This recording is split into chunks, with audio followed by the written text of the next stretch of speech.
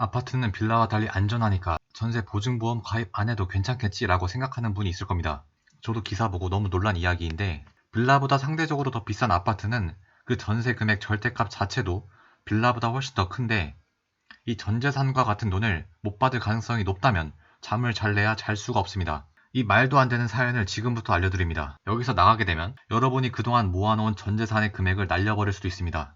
선택은 여러분에게 맡기겠습니다.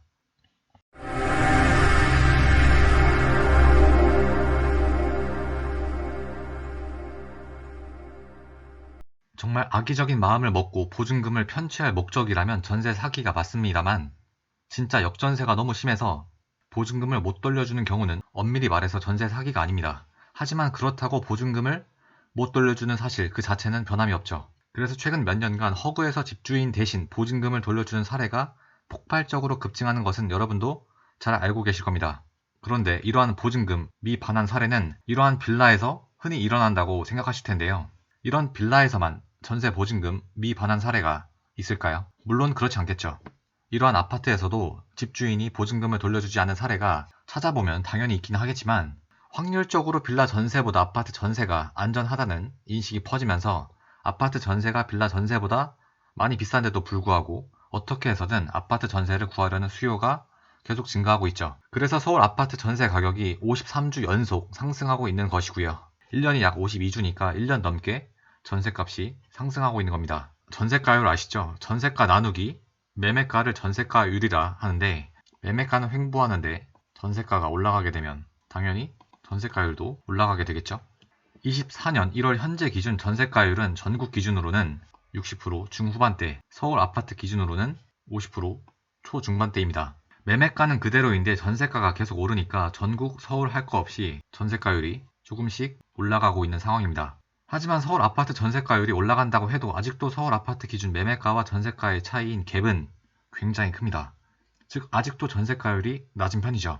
갭이 크면, 즉 매매가와 전세가의 차이가 크면 클수록 집이 경매에 넘어가도 내 전세 보증금을 지킬 가능성은 높아집니다. 왜 그러한지 이유 등은 이런 것까지 설명하게 되면 너무 내용이 길어져서 이유는 생략하겠습니다. 아까 보여드린 아파트 전세가율 그래프인데요. 서울 아파트의 전세가율이 높나요? 아니면 전국 아파트의 전세가율이 높나요? 다른 말로 서울 아파트 갭이 더 큰가요? 아니면 지방 아파트 갭이 더 큰가요? 서울 아파트 갭이 훨씬 더 크잖아요. 그러면 갭이 크면 클수록 내 보증금을 보호받을 가능성이 더 높아진다면 상대적으로 지방 아파트보다 서울 아파트 전셋집이 상대적으로 더 안전하다고 생각할 수 있을 겁니다. 물론 서울 아파트이더라도 전세가율이 높은 아파트가 있을 수 있고 전세가율이 엄청 낮은 아파트도 있을 수 있지만, 그렇게 따지면 한도 끝도 없으니 일반적인 상황으로 가정을 하는 점 참고하시면 될 것 같습니다. 그래서 서울 및 수도권에 거주하는 많은 분들이 빌라 전세보다 아파트 전세를 훨씬 선호하는 상황입니다. 하지만 안전하다고 생각했던 서울 아파트 전세가 생각을 해보면 그렇게 안전한 것이 아닐 수도 있는 경우가 있어서 이 영상을 만드는 것이 포인트입니다. 이전에는 발생하지 않았던 사례인데 앞으로 발생할 사례이기 때문에 이렇게 영상을 만들게 되었습니다. 안전하다고 생각했던 서울 아파트가 어떠한 전세 세입자들에겐 폭탄이 되어 돌아올 수 있습니다. 그것도 낮은 확률이 아닌 꽤 높은 확률로 전세 보증금을 돌려받지 못할 수 있습니다. 지금부터 차근차근 그 이유를 설명해 드리겠습니다. 분양가 상한제 지역 내 아파트를 분양받은 사람은 해당 아파트에 실거주를 해야 하는 실거주 의무가 입주 후 3년 내로 유예가 되어서 해당 아파트 수분양자들은 잔금을 치르는 데 있어서 급한 불길은 끄긴 껐지만, 다시 한번 말씀드리면 실거주 의무가 폐지된 것이 아닌 유예로 해당 아파트 수분양자는 해당 아파트에 반드시 실입주를 해야 합니다. 실거주 의무 유예된 주요 수도권 단지는 왼쪽과 같은 단지들이 있는데요. 예시를 들어보겠습니다. 2024년 11월이 분양대금 잔금일이고 이 아파트 수분양자들은 이날 전세 세입자를 받아서 그 전세금으로 분양대금 잔금을 치릅니다. 이 과정에서 수분양자는 이제 집주인이 되고 해당 집에 전세로 들어온 세입자는 임차인이 되고 양자 간 임대차 계약이 시작이 되는 거죠. 그리고 2년이 지난 2026년 11월이 전세계약 만기일이 되겠죠. 그리고 어찌되었든 이 아파트를 분양받은 수분양자는 2026년 11월에 세입자를 내보내고 이때부터 실거주를 하든 아니면 1년 뒤인 2027년 11월까지 입주를 하는 등 무조건 이때까지는 입주를 해야 합니다. 여기서 예시를 하나 더 들어보겠습니다. 분양가가 10억인 아파트를 분양받은 수분양자는 본인 돈 3억에 세입자의 전세금 7억을 합해서 분양대금을 모두 치렀습니다. 그런데 이 분양대금 구성을 잘 보면 이 7억, 즉 세입자의 전세금 구성을 한번 따져보면 이 7억 중 2억은 세입자의 현금으로 나머지 5억은 세입자가 전세 대출을 받아서 들어왔습니다. 여기서 우리나라 전세 대출의 특징이 있습니다.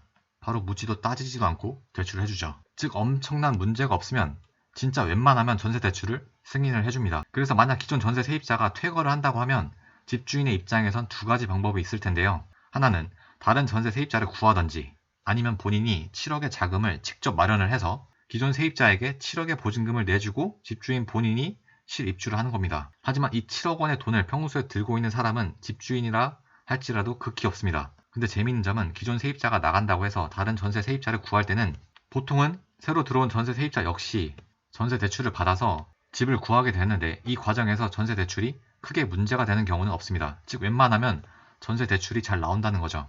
하지만 집주인이 직접 7억 원의 자금을 마련한다고 하면 어떻게 될까요? 일단 2억 원의 현금을 추가로 마련을 해야 하고 여기에 더해서 5억 원의 대출을 받아야 하는데 전세 대출과 달리 이 5억을 대출을 받는 것이 현실적으로 쉽지 않습니다. 생애 최초 고소득자라는 조건이 아닌 그냥 진짜 일반적인 상황을 가정을 해놓고 말씀을 드리는 겁니다. 그럼 분상제 아파트 실거주 의무가 적용되는 단지의 경우 짧게는 2년, 길게는 3년 안에 전세 세입자를 내보내고 수분양자 즉 집주인이 직접 보증금을 마련을 해야 하는데 이 짧은 기간에 수억 원의 돈을 마련하는 것이 절대 쉽지 않습니다. 다시 한번 말씀드리면 전세대출 5억을 빌리는 것과 매매로 5억을 대출받는 것은 하늘과 땅 차이입니다.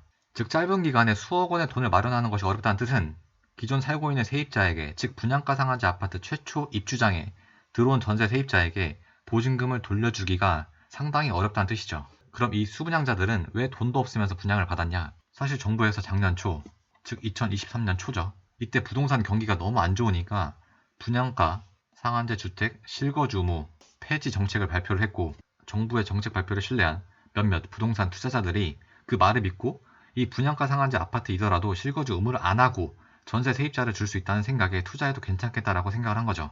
근데 이 분상제 아파트 실거주 의무는 입법 사안이고 야당에서 동의를 안 해주니까 정부 말을 믿고 투자한 투자자들은 난감한 상황에 빠지게 됐죠.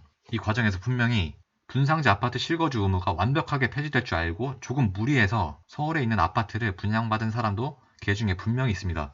이 분양가 상한제 실거주 의무는 기존 조합원은 상관이 없고 일반 분양 받은 사람에게만 적용이 되는데요. 어찌되었든 이러한 곳은 아무리 갭이 벌어져 있는 아파트일지라도 보증금을 돌려받기 상대적으로 어렵기 때문에 전세 보증보험을 가입하는 것이 생각보다 좋다고 생각을 했었습니다. 하지만 이러한 집이 보증보험 가입이 불가하다면 믿기 힘들겠지만 현재 실제로 터지고 있습니다.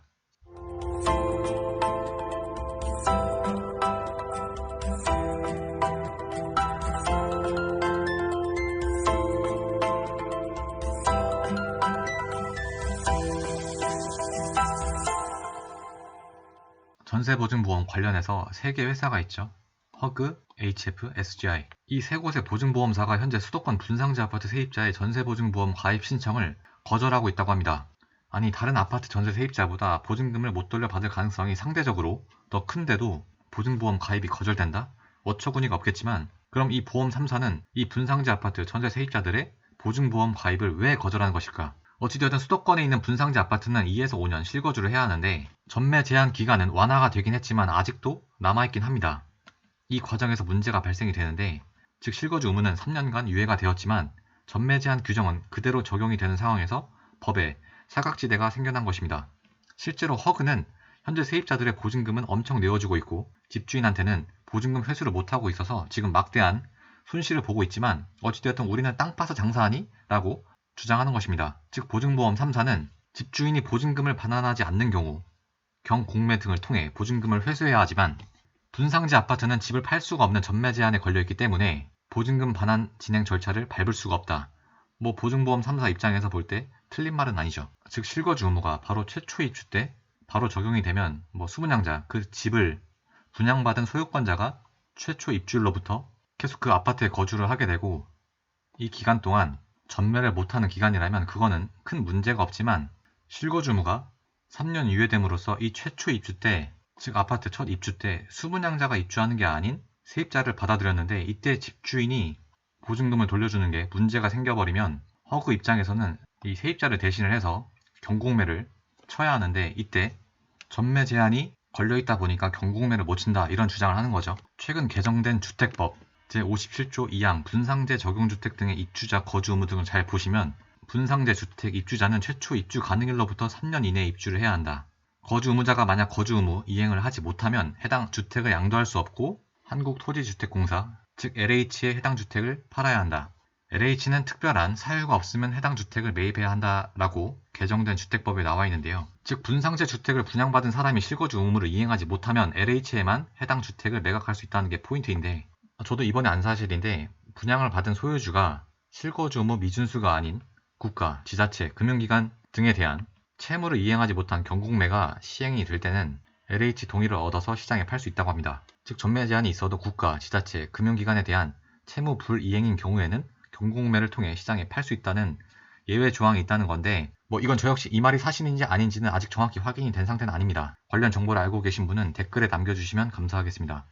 굉장히 사안이 시급한 정보여서 급하게 바로 영상 제작을 하다 보니까 이 부분까지 체크해서 올리면 시간이 너무 오래 걸릴 것 같아서요. 근데 결론은 이게 중요한 게 아니라 뒤에 나옵니다. 즉 아까 보증보험 3사가 주장한 이 내용이 무조건 타당하진 않다라는 뜻인데, 보증보험 3사 입장은 이렇다고 합니다. 전세 보증금은 세입자에 대한 소유주, 즉 집주인의 채무이지 그 보증금 자체가 집주인이 금융기관에 빚을 진 채무는 아니잖아 라고 이야기를 합니다. 말이 좀 어려울 수도 있는데 결론은 이 전세 보증금은 집주인이 세입자에게 돌려줘야 할 채무인 것이지 금융기관에 대한 채무는 아니다. 혹여나 집주인 명의로 빌린 대출을 갚지 못한 거면 그거는 금융기관에 대한 채무 불이행으로 볼 수 있지만, 세입자의 전세 보증금은 집주인 명의로 대출받은 게 아닌 세입자 명의로 전세 대출 받은 것이기 때문에, 즉 금융기관에 대한 채무 불이행이 아닌 세입자에 대한 채무 불이행으로 위에서 말한 금융기관의 보증보험 3사인 우리랑은 관련이 없다. 듣고 보니 그런 것 같기도 한데, 또 한편으로 생각을 해보면 세입자의 전세자금, 물론 이 전세자금엔 전세대출 금액도 포함이 되어 있겠죠. 어찌됐든 이 전세자금은 집주인, 즉 수분양자의 분양대금에 흘러 들어간 것이기 때문에 또 완전히 금융기관에 대한 채무와 상관이 없다라고 보긴 어려울 것 같긴 한데 좀 말장난 같긴 합니다. 결국 문제는 실거주 의무 3년 유예로 인해 파생될 이러한 생각지도 못한 사태가 발생할 것을 그 누구도 예측하지 못했고, 또 다른 문제는 현장에서 이러한 분상제 아파트, 전세 세입자 보증보험 가입이 계속 거절됨에도 국토교통부, 허그 등 그 어느 기관도 전혀 신경 쓰지 않고 있었다는 점입니다. 보증보험이 당연히 될 줄 알고 계약을 했지만 보증보험 가입이 안 된다면 얼마나 억울할까요?